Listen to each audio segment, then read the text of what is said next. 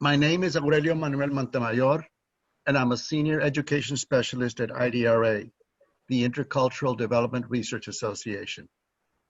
Michelle Vega, who is also an education specialist at IDRA, will be providing expert technical assistance to carry out this webinar. Our webinar title is Youth Tech Mentors, Bridge Schools and Families. I'm going to say a little bit about the organization. The Intercultural Development Research Association, IDRA, is an independent nonprofit organization. Our mission is to achieve equal educational opportunity for every child through strong public schools that prepare all students to access and succeed in college. We are committed to the IDRA valuing philosophy, respecting the knowledge and skills of the individuals we work with, and build on the strengths of the students and parents and in their schools. This webinar illustrates the leadership young people can provide to support the education of all children. That's why we call it Youth Tech Mentors.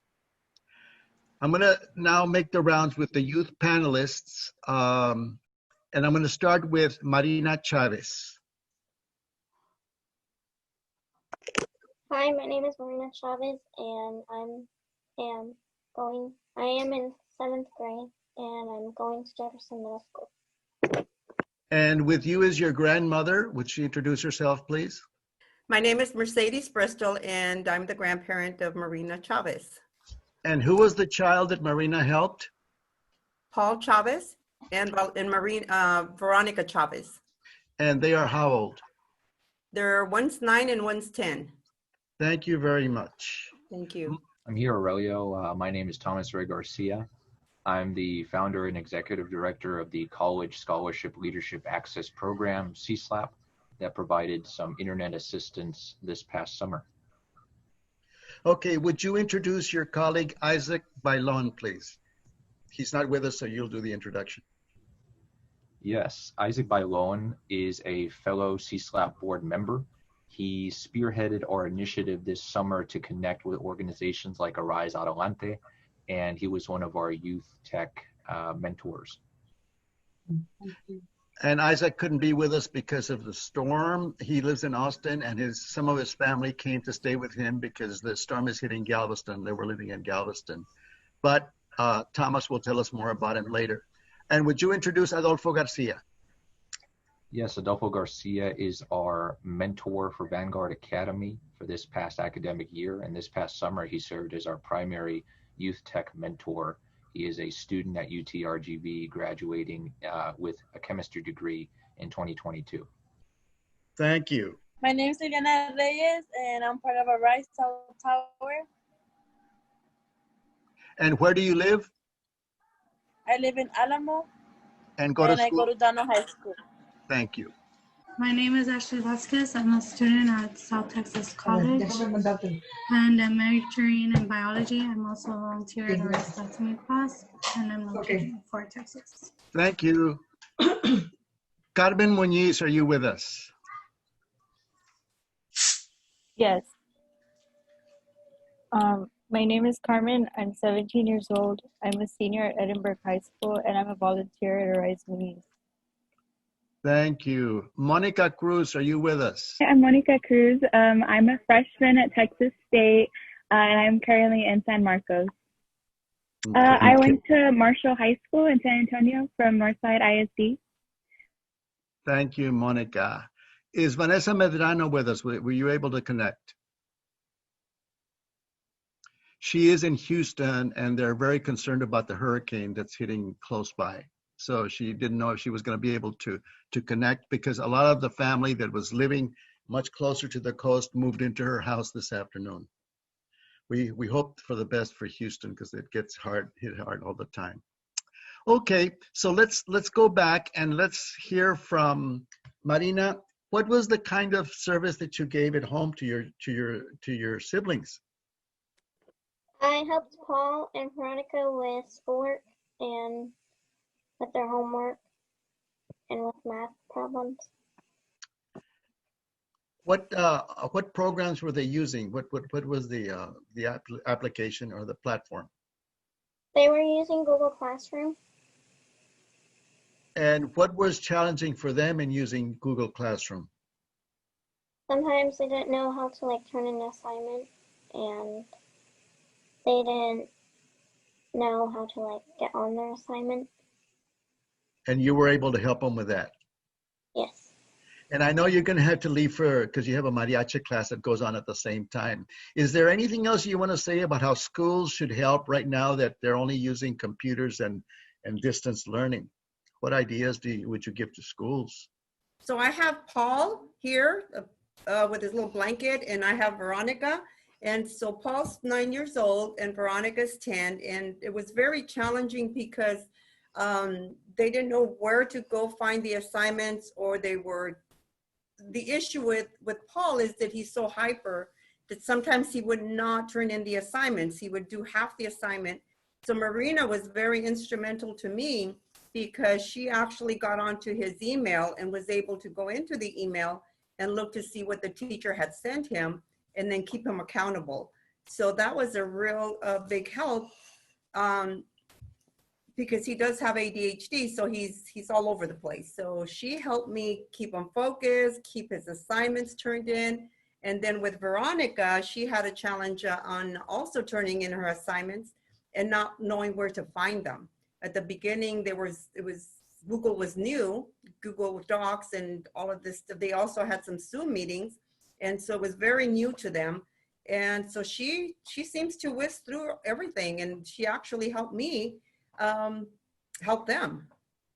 Okay, let's go to Thomas. Thomas, tell us about your work in terms of as a tech mentor. I want to see. Yeah, so first to start off with, CSLAP is a college access nonprofit. We deliver traditionally services that help graduating seniors get to and through college and provide them near-peer mentors from the Valley. So pivoting toward the tech mentorship, we had to go deeper into the foundations of what it means for people to connect with one another and give each other help. So we try to filter everything through the college access lens, but especially when it came to tutoring younger children in subjects like math and English, we wanted to emphasize that people like Adolfo and Isaac are here from the Valley and they want to give back in the best way they can, which is in this unprecedented time, how can we help young people not only understand things like Google Classroom and learn how to download something or to convert something so they can submit their file and get a good grade and pass on to the next grade, but also feel like they're seen and they're heard and that they do have someone outside their immediate family they can reach out to for some assistance. So we helped them everything from converting files like PDFs into Word documents so the teacher can accept them, catching up on a lot of backlogged homework that just went untouched, not because the student didn't want to, but because they couldn't do it. They either didn't know how to download the very esoteric app that the teacher required, and no one really knew, including the mentor at first, what exactly it was. They had to look up the manual and how to do it, how to make sure the parents and the student knew how to work together to submit assignments. So every single step of the way, they were very adaptable and flexible to make sure that every single student, whether it was a first grader or a ninth grader, not only could they submit assignments, but they can feel like they're part of a larger community, even through Zoom. Thank you. And since Isaac isn't with us, tell us about Isaac. What was the work that Isaac was doing as a tech mentor? His primary work involved working directly with Arise. One of the key events he did and co-led with me was training Arise Adelante staff on how to master Zoom. So using Zoom and mastering it to host events and to do very complex pedagogical techniques with it is very different. So Isaac and I were able to jump on with a lot of Arise Adelante staff from across the Valley and to not only translate some English language tools that Zoom offers into Spanish, but also allowing them to practice within a session. So things like making each other hosts, things like using the breakout rooms efficiently and effectively, learning how to mute and unmute, and how to get students more inviting the students to participate more. So things from the technical side of Zoom to actually how to make it work as a pedagogical tool. Isaac was a great resource for them. And the training he conducted was in Spanish. Yes. Yeah, and that was important. Let me just mention, you've heard the word Arise, a resource in service to equality. It's an organization, a grassroots organization that works in some of the poorest unincorporated communities called colonias in South Texas along the border. And we have 3 panelists that come that are actually volunteers in 3 of their centers. And so we will be hearing from them also. Thomas, then another one of your colleagues, Adolfo Garcia, provided assistance. What kind of assistance did Adolfo provide?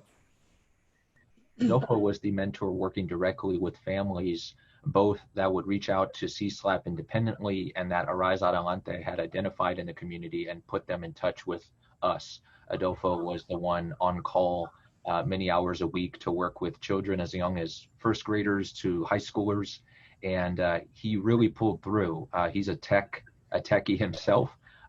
He considers himself a high-tech video gamer.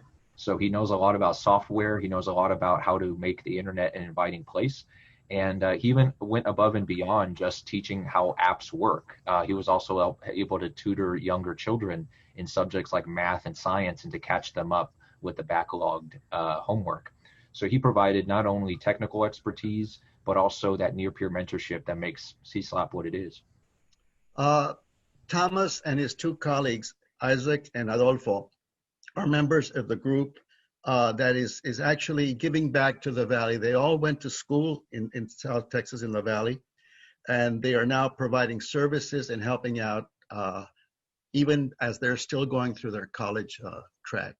Isaac has hopes to be accepted in medical school. Adolfo, I think, wants to be a pharmacist.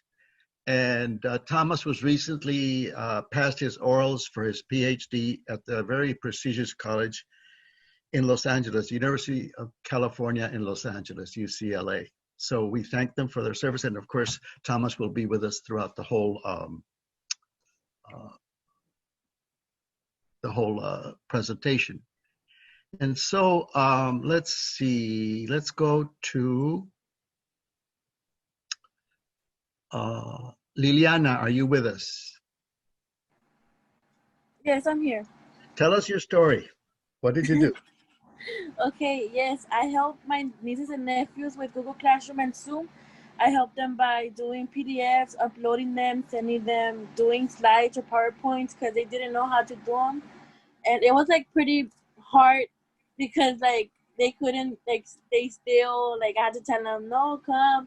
Look at the teacher, like listen to them, and no, it was so crazy. So yeah. And what were some specific things that you did that really helped them a lot as you were working with them?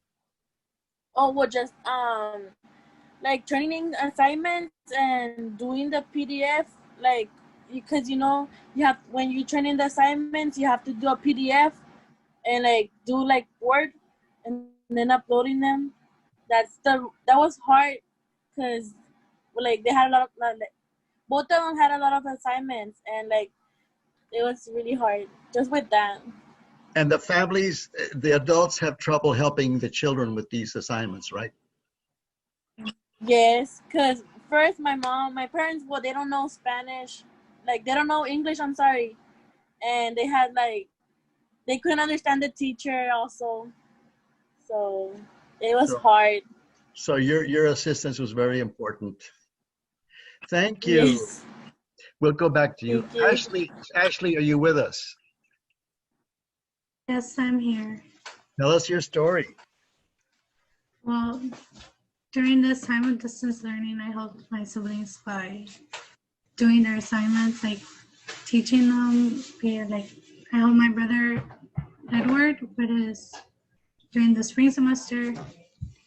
He was a freshman in high school, and I helped him get in contact with his teacher by emailing her and having her email me the weekly plan so I can help him do the assignments and understand, and also so he wouldn't be so stressed about them. I also helped my brother Andres, he's a junior, navigate through Blackboard so he can familiarize himself with it and be able to understand the program. What was the application? What was the program? Blackboard.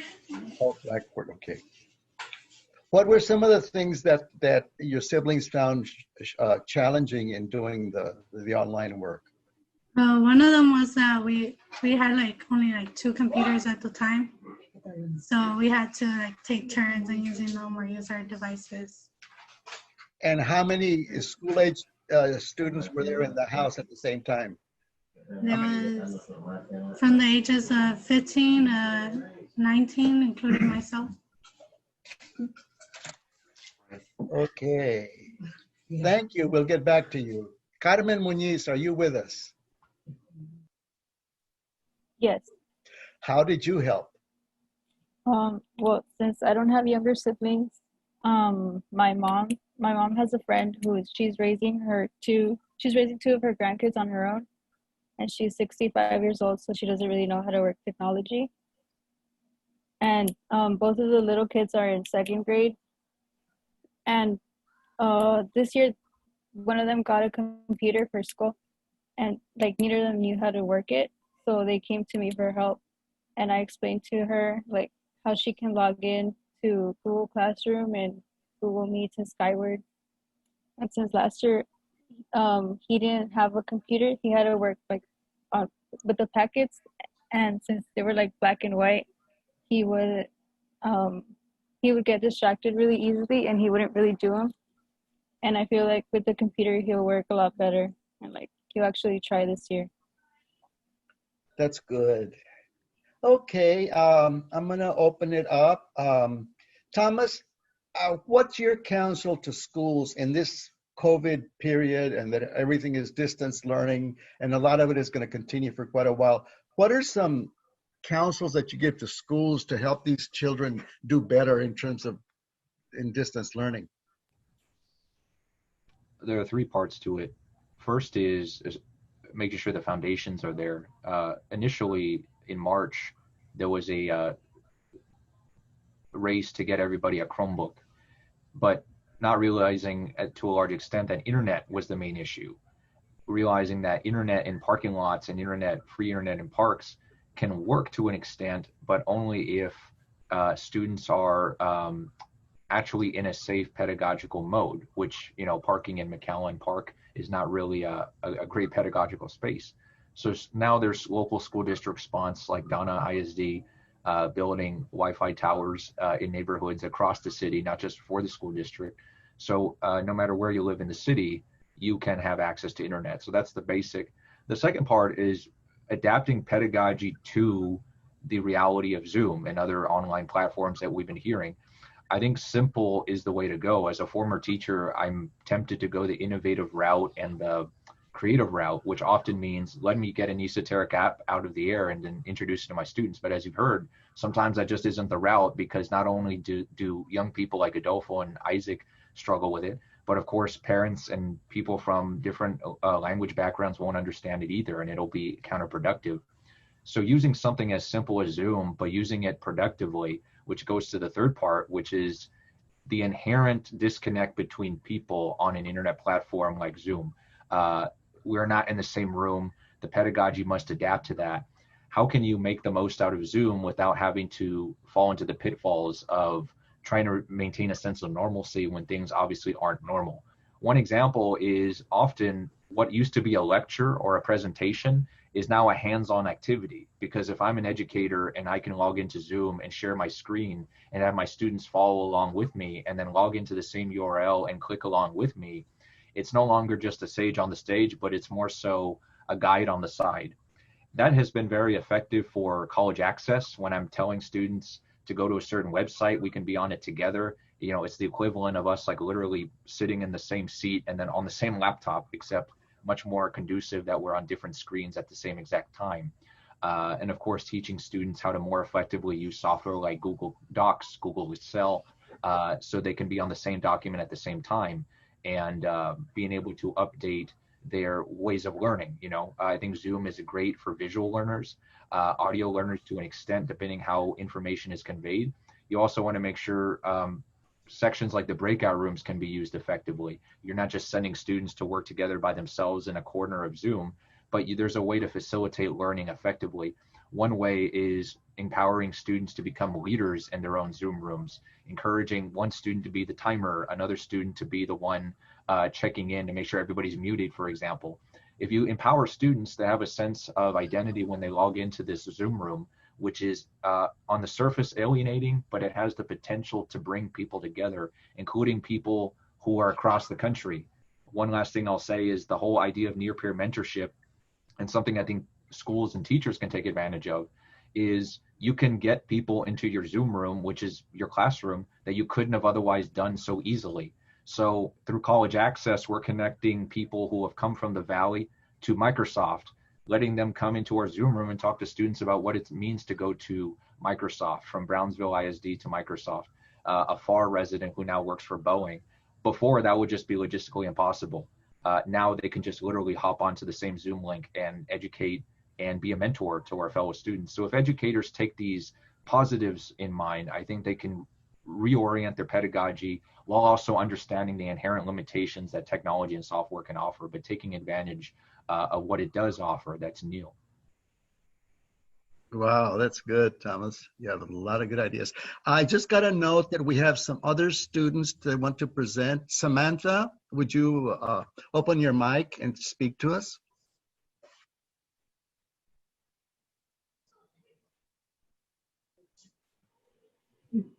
Hello, my name is Samantha.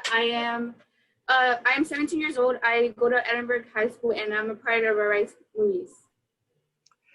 And how have you helped students, other students? Okay, so I have two brothers who are currently going to school. One's barely started going to college again. He had stopped, and I had to help him learn his way through Blackboard as well, so he could learn how to get his assignments, how to turn them in, and just do discussions. I have a younger brother who also barely started high school, so he barely started using a computer, which as well, I helped him turn work into PDFs and make sure he had to turn his work on time.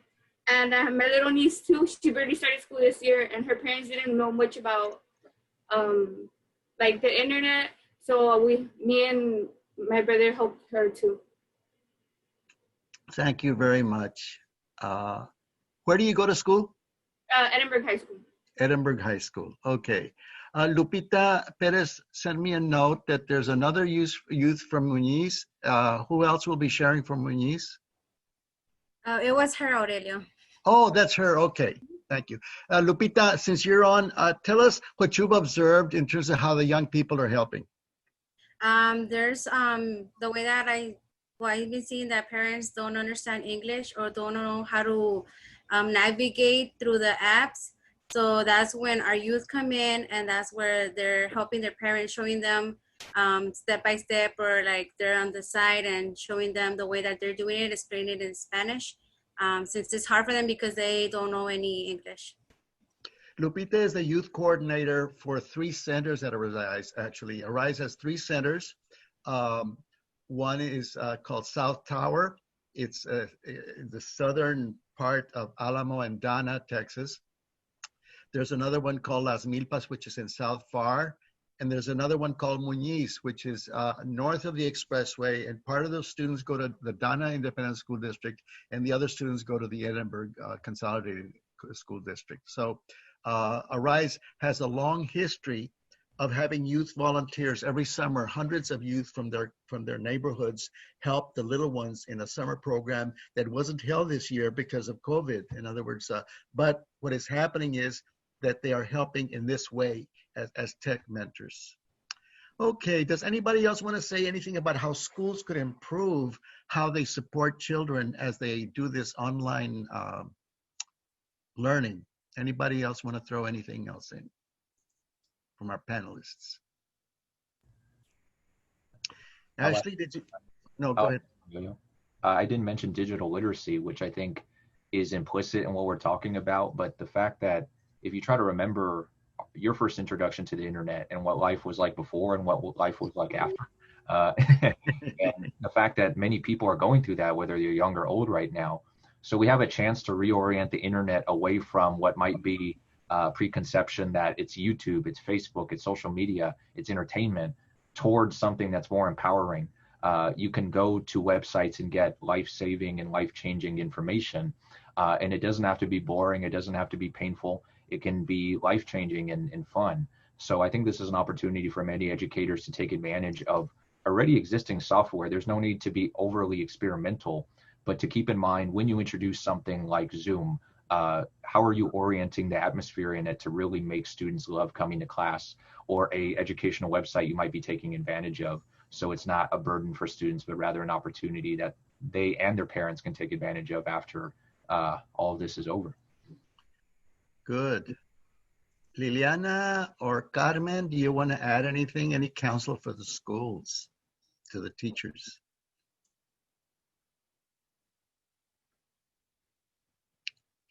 Ashley? I want to add one thing. Some students, like here in South Far, like they live across the border in Reynosa, and sometimes it's hard for them to contact the schools either because their telephone number is from over there, and they don't really pick up those calls. And other times just because like over there, like they don't have much internet, and it's just hard for them to do their work assignments. Let me ask you as students right now, and this goes to Carmen, to Samantha, to Ashley, to Liliana, how are you experiencing this distance learning yourself? How well are you doing with it? What challenges are there for you?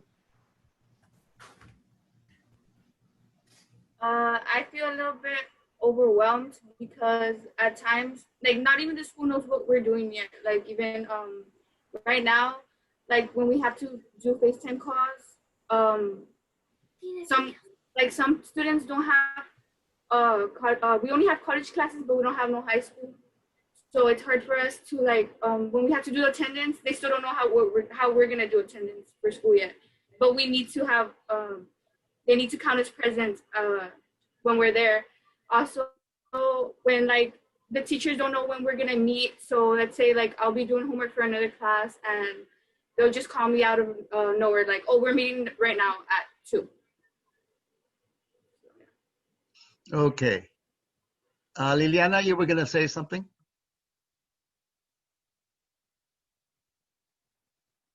Unmute your mic. Your mic. Unmute the mic. Okay, there. Good. I was gonna start school on Monday because I have a CC class. It was a pre-calc CC, but Slow down. It's a what class? It's a CC, what? It's a pre-calc CC. Pre-calculus? CC. It's a college class. Oh, a college class. Okay, thank you. Yeah. I didn't know that. Okay. Remember, I'm 77 years old and I don't know a lot of things. Okay, no, it's okay. Oh yeah, so I was supposed to start Monday, but then how they gave us some laptops, like the Chromebooks and everything, but we don't have Wi-Fi. So then I had to drop my college class because I didn't have Wi-Fi. So I have to drop it, and so now I'm stuck with. I'm not gonna do my CC class no more. She was gonna get a dual credit class, but because you don't have good Wi-Fi connection, she couldn't take it. What a challenge. Where are you right now? Where are you presenting from? Oh, right now I'm in my friend's house and she lent me her Wi-Fi. Oh, okay. Because I thought they were going to try and take you to the center just so you would have a better connection, but you managed. Yeah.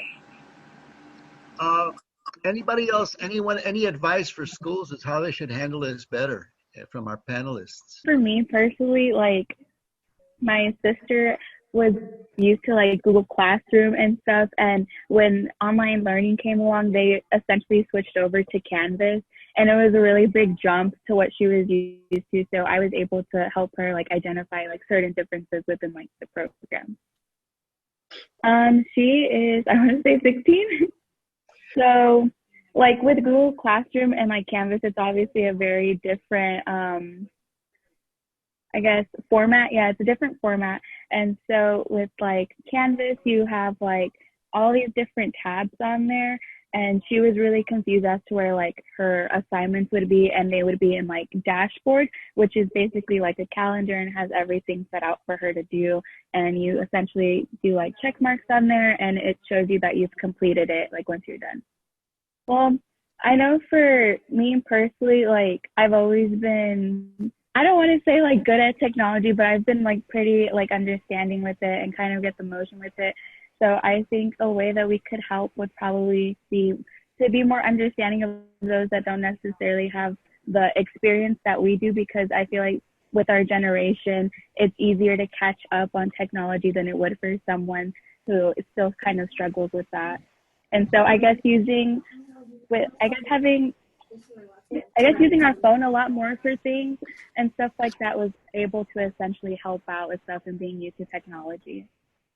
I think that schools should personally train their teachers more with the programs that they're switching to or that they're using for online learning, so that way the teacher can then be more familiarize themselves more with the program and like help out with students and stuff like that. Because I know some teachers that I had for my senior year when we switched to online learning, they were having trouble with the program themselves because they didn't know what was going on. So I think that schools or districts should be able to provide a little bit more training with that before students can get a hold of that. Thank you. Anybody else? I just want to make a comment, Aurelio, because I hear the challenges of the students, right? And I hear the challenges. I mean, they're all so, middle school, high school, and college, and they're having such an impact in their school. And so, as you know, I come from the abuelito side, the grandparent side, who are raising grandchildren, and we're totally lost. I mean, there's very challenged. I was speaking to Natalia ISD today, and they're having they're having such a challenge with the internet and getting enough computers to those children. And so, and then with the grandparents not understanding how to navigate the system, how do they help the grandkids? So it's a big challenge to keep them all engaged and for us to know what's going on with the school, because some of us don't even know what Schoology is or Zoom, and so it's very difficult, and it's going to be a real difficult challenge to find out how your children are doing, because everything should be on the website, and we're supposed to have an account ourselves to be able to check the children and what they're doing. And I think the school is putting on a lot of responsibility on the parents to be able for them to do the schoolwork, especially for those parents that are working and the children are actually staying home or somewhere else. I don't know how they can keep up. Mercedes Bristol is the founder of an organization called Grandparents Raising Grandchildren, and we've been working with her for 5 years now in terms of supporting this organization, because we just found out, for example, in San Antonio area, there's tens of thousands of grandparents raising grandchildren. And Mercedes, what percentage of those grandparents are on Social Security or very limited resources? I would say about 70 to 80% of them. And how many of them are English speakers? Maybe 60% of English. Right. The other ones speak Spanish. So you have economic issues, you have housing issues, and you have language issues for the grandparents. I think there's an equally large number in the Valley. Those people that are in South Texas know that there's a lot of grandparents raising their grandchildren. Mm-hmm. Okay. Does anybody else want to add anything or say anything about what advice do you want to give to the teachers and to schools about this? Aurelio. Yes. Aurelio, I think one of the things also is that there has been a lack of preparation as far as training the teachers or communicating with the parents. I'm a grandmother also, and I know my daughter is going into teaching, so she's got online classes, and her 3 children have online classes. And then we have an autistic child who also has an online class, who is his first year at high school.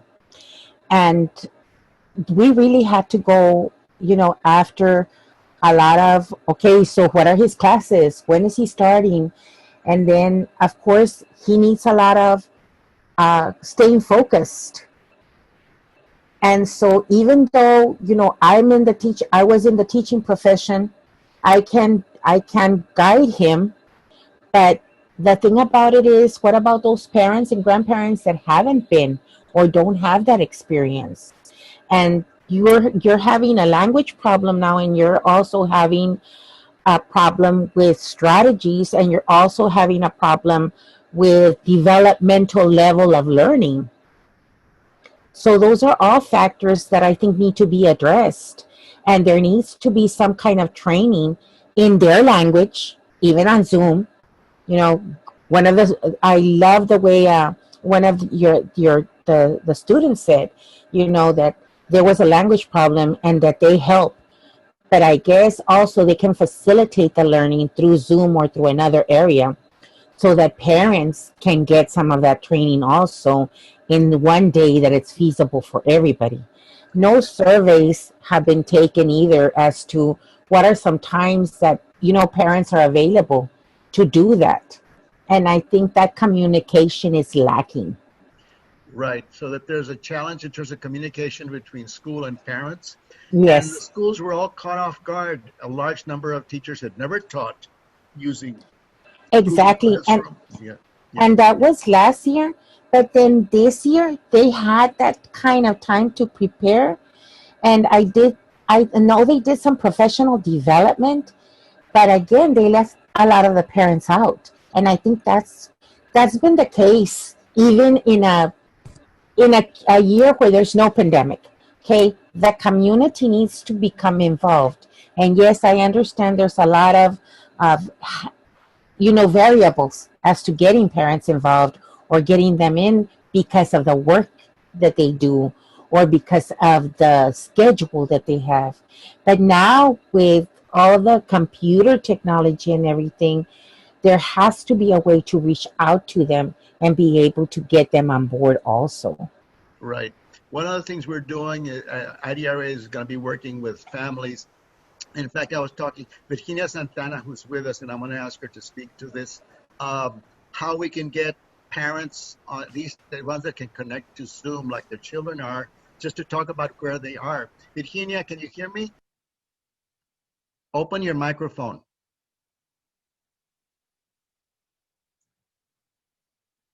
Vicky, I guess she might not be on. Okay. Hortensia, ¿estás con nosotros? Sí, aquí estoy. Ok. ¿Qué son los retos que has visto tú con la enseñanza por computación, con computadora? Pues una de las cosas cosas que yo he observado y he escuchado de algunas mamás, es a falta de que no tienen computadoras. Como a veces son varios niños en la casa que tienen varios niños en diferente grado. Es una de las preocupaciones. Déjame traducir. Hortensia works with many families. She works at Arise, and she says that many families have a lot of children at home and they don't have computers and the technology, the connections that they need. ¿Qué más has visto que es un reto? He escuchado de varias mamás también cómo van a acomodar los horarios sobre los niños de clase. Si la casa pues es muy chica, y cómo acomodar a los niños para que tengan el uso de la computadora. Déjame traducir. So she also says that the challenge is how to fix the schedule in such a way that the children can take turns on the computer in a home that's small where the resources are limited. How schools can support that, because it's very difficult. It's hard enough if there's enough computers at home and space and the children need support. But a family that has very limited resources, she says, there's one computer and 3 children need to use it. ¿Qué otro reto has visto? El otro es también el falta de internet, que en veces en ciertas colonias donde ellos viven no entra la internet. Right. In some of these communities, there is no strong internet connection. It's very difficult. And in an urban area like San Antonio, the school districts also have been giving out hotspots, but even that might be a challenge. But certainly in the semi-rural communities, it's a big challenge. ¿Algún otro reto que has visto tú, Hortensia? Pues ahorita lo que he escuchado en la comunidad, en experiencia, ¿verdad?, de pláticas con ellas, es lo que he escuchado. Gracias. Thank you. Anybody else want to add anything else? Any advice for schools? Anything you want to say about this distance learning context that we're in? I want to add one more thing. I think that if the schools would send out some YouTube videos to the parents, kind of guiding them through the process, I think it'll make it a lot easier if they do have internet access to at least see the process of what needs to be done. So I think using YouTube can be a great instrument for teaching. Thank you. Eva Carranza, ¿estás con nosotros? Sí. ¿Qué consejos tienes para las escuelas que deben de hacer para los niños? I'm asking, Eva Carranza is one of the parent leaders in the community there, and I'm asking her what advice she has for schools. Para mí lo más importante es la comunicación con los padres, que sea permanente. Déjame traducir. Sí. She says the most important thing is communication, that there be good communication and the communication be permanent. Porque va a haber muchos conflictos, ya que los papás ahora, aparte de no saber el idioma, es también la tecnología, que no sabemos manejarla. So there's two issues. The language issue, if the parents don't speak English, and number two, the technology. The parents don't know how to manage the technology. La preocupación de dejar a los niños solos en casa, ya que tienen que salir a trabajar, la mayoría. Oye, ¿hay alguien más hablando en tu casa? ¿Se oye otra persona? Ah, sí. Un momentito. Para que nuestro alumno le ayude a otra persona. Ahora sí. Okay. What else were you going to say? ¿Qué más ibas a decir? También la preocupación de los papás por dejar a los niños en casa solos, por tener que trabajar. Entonces, no estar al pendiente si los niños están tomando la clase, si están haciendo lo que deben de hacer en la computadora. He says there's another serious concern when the parents have to leave home to go work, that they leave the children with the computer, and they're concerned about whether the children are actually doing the lessons and connecting with the computer. Entonces, yo creo que el factor más importante es la comunicación de los papás con los maestros y con la escuela. Porque un comentario que hacíamos hace poco era que si el niño no se puede conectar, tiene problemas con la computadora, o no entendió, o no se pudo conectar por X razón, y la maestra en ese momento está dando la clase, ¿a dónde se va a referir el papá, la mamá para hablar? Okay. Déjame traducir. So she says that she goes back to communications, is that's most important. If the child doesn't understand the lesson or doesn't know how to handle the application, where can parents call or talk to a direct communication so that the school can help them help the child? Sí, porque si va a hablar a la escuela y no le van a contestar, o el que le conteste no le va a saber resolver, entonces ahí se va a ir abriendo todavía más un hueco más grande todavía. So she's talking about if a parent calls a school and doesn't get much help, it increases the gap, the communication gap. Gracias, señora Carranza. De nada. Anybody else want to share something? Let's see. Vicky, are you with us, Vicky? No está. Okay.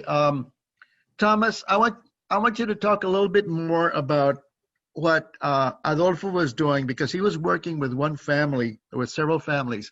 What were the specific kinds of techniques he was using to work with the family? One way he helped was determining the best mode to communicate with them. And so we're kind of assuming that everybody's just jumping onto Zoom and doing things.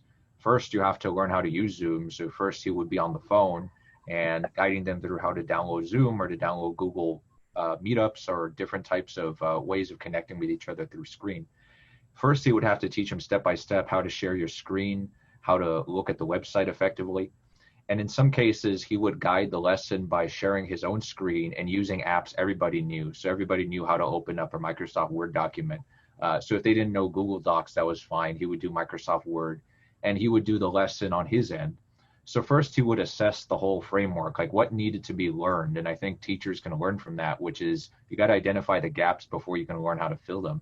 You can't make too many assumptions or else you're just going to get way ahead and people aren't going to be able to catch up. So step one is making sure everybody can communicate on some decent level. I think he did that very effectively by first starting on the phone and then saying, okay, well, it turns out you can use Zoom. You know how to use it. Do you know all the different features? Like, do you know how to share your screen effectively? Do you know how to use the breakout rooms effectively? And then once he slowly taught them the logistics, the pedagogy followed to where he learned he can be on the same call with the parent and the student, and the parent can learn along with the student. And it turns out the student can do the work just fine. They just need to be able to learn where to type it in and how to save the document.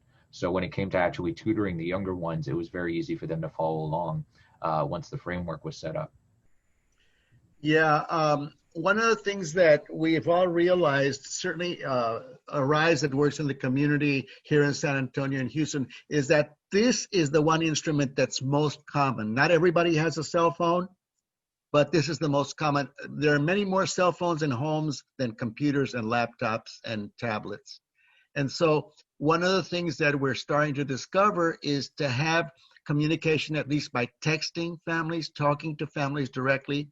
I know, for example, in an interview I did with several parents with the RISE people, there were teachers in Donna ISD in the spring that were calling the home once a week and actually talking to the parent and to the child with the phone, because they realized that this was one thing to communicate. And for some parents, it was the first time they had ever had that direct communication, whatever was asking for, that direct communication. So schools are going to have to figure out if and how they can use this instrument, especially for the families that have very limited internet connection or don't have a computer. Lupita. Aurelio, excuse me. One Yes. of the other things that you're talking about, the phones, a lot of our grandparents that are on a fixed income and they have Medicare, they're eligible for that free Medicare, Medicaid telephone, and that's all they have. So they have limited minutes on it. They have like 280 minutes, so they can't get on a Zoom call every day, or, you know, right. They can't use that for platforms. Well, Vicky was telling me that they were calling, one parent was calling her about the homework.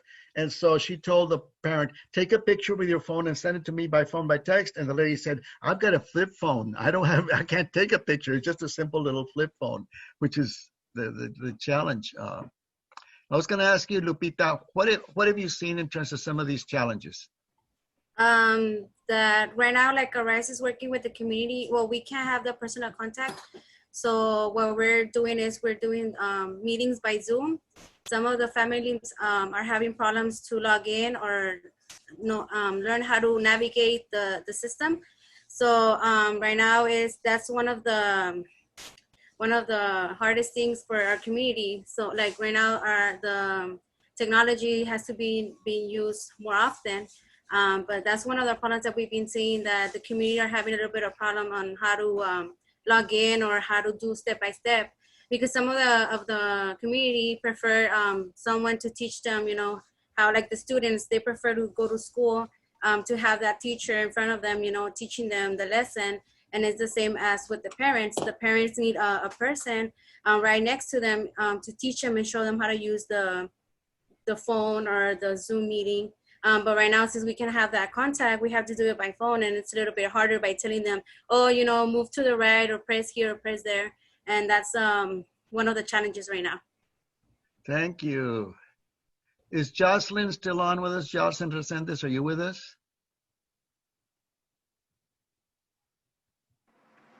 Yes.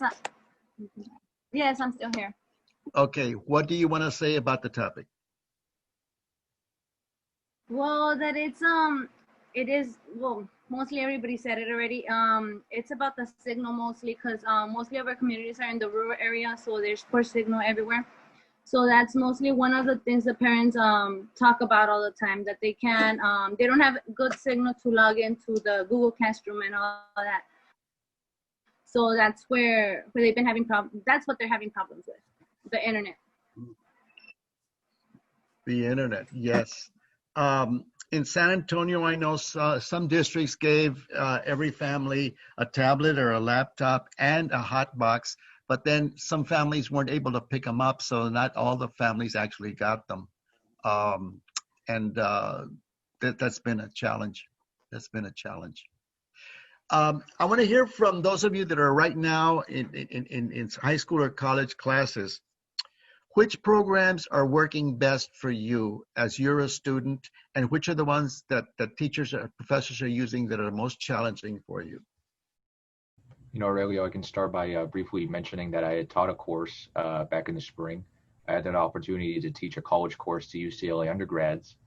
And this was back when everything was starting. So it was also thrown on me to learn how Zoom worked and how to make it simple as possible for everybody going through the same thing. So I used Zoom and I used a WordPress blog. One addendum to what I wanted to say earlier was with Zoom and with online learning in general, you can do things that you couldn't do before. One thing is take advantage of the fact that high schoolers and college students, it's good for them to start getting professionally developed by creating online artifacts. So when you Google your own name, it's not just your social media coming up, but it's something like a WordPress blog where my students were able to do service learning projects digitally, and they were able to write and reflect on it. So very simple tools where they log into a blog website, they type in their assignment, they post it, and it's a permanent thing that later on they can look at and say, during the pandemic, I did this. It didn't require a unique app. It didn't require new types of learning. It was just making do with what we had. But keeping it simple was my approach. Now, you had a class where students, you were teaching a literature class where students did community service, connecting their experience in literature. What were some of the experiences that some of your students had in that project? Initially, the course was a service learning project-based hands-on course where they would do literary analysis in the class, and that would get spread out throughout Los Angeles to actually do some type of service ranging from education, tutoring to environmentalism, planting trees. Here online, all of that transformed to where instead of thinking of it in terms of topics like environmentalism, education, labor, they were thinking in terms of peer mentoring versus distance blank. It might be distance mentoring, distance tutoring, distance, long distance pen pals. And they were able to use data to their advantage where they said, okay, I met with someone many times on Zoom. I was able to get this many students tutored at this time. I was able to do this kind of work by quantifying everything. One of the ones that stands out to me is someone got over 20 people registered to vote via postcards. She worked together with a local nonprofit that was getting out the vote and trying to get people re-registered to vote who had been kicked off the rolls in different states. So all it took was getting organized on Zoom on the internet, and then she wrote postcards, sent them out, and they were able to confirm that those people got registered to vote, including to, in addition to a lot of mentoring, tutoring, and other things that you can do via the internet. I can paste a link here to that blog site so everybody can see. That'd be good, yes. You know, I'd scheduled this for 90 minutes for an hour and a half. I think that's a little bit long. It's getting to be, we've been into it for an hour. So I think I'll wrap it up early unless somebody has a lot more that you want to share. And I have some closing comments I want to give. Does anybody else want to share anything else? ¿Alguien quiere decir alguna otra cosa sobre este tema? I'd like to share. When the pandemic, like when it started, we thought we were just getting an extra week of spring break, and then it turned out to like the whole semester and it's still continuing. But I was taking a chemistry course, and chemistry is pretty hard, but it was like what was even harder for me was the labs, because they had to be virtual labs now instead of in class, so it was more difficult to do the lab reports and the assignments. And a lot of things are happening right now that some students told me they were going to register for a science course and couldn't because they couldn't take the lab, and the lab was going to be in person. So there's going to be a lot of challenges. ¿Algún otro comentario que quiera hacer alguien antes de darle clausura a la sesión? Okay. I said at the opening that youth leadership was very important to my organization, to IDRA. We have, for many years, had the Valley Youth Partnership, a program where middle school and high school students become tutors of little ones. It's been very successful. Students are tutoring And we're just going to try it this year virtually. We don't know how it's going to work. But then we also have another program that we are looking at. We're calling it Techsperts. And it's based on the same idea that we organized this program under, that young people can provide leadership to their peers, to younger siblings, and to adults too. Because there's many a student who might not even be an honor roll student or considered start, who can give a teacher some expert help in just how to do Google Classroom, how to manage this whole new world that everybody is in, which is on the internet and with applications that are new to many people.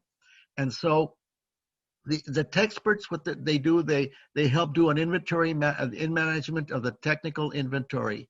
They can help do troubleshooting and do technical assistance. They can give tips for students, as many of you were giving examples today as how you helped other students. They can also help teachers. And they can also provide professional development through digital badging. In other words, they'll have a badge. But also what somebody else mentioned, I think Mercedes mentioned it, that students can create videos on how to do these things.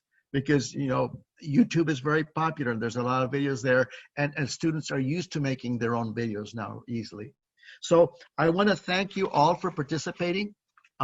You all gave many examples of how young people and young adults can be a very important assistance in this age of the COVID-19 and all the challenges of distance learning. So thank you all. Muchas gracias. Thank you, Aurelio. Thank you.